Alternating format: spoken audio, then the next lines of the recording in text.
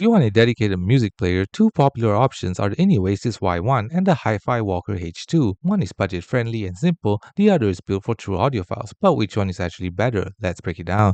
So the Innioasis Y1 is a compact iPod style player with a click wheel, Bluetooth, and long battery life, around 25 to 35 hours of playback. Some of its pros: very affordable and beginner friendly, long battery life and lightweight design, and supports many formats like MP3 and FLAC.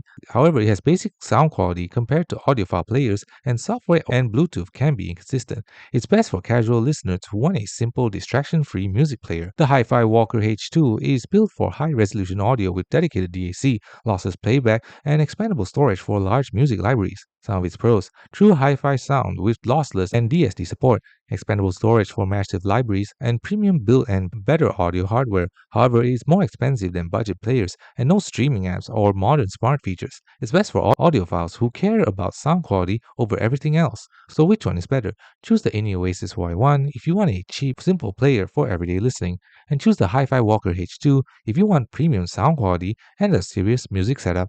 Thanks for watching. Don't forget to like and subscribe for more videos.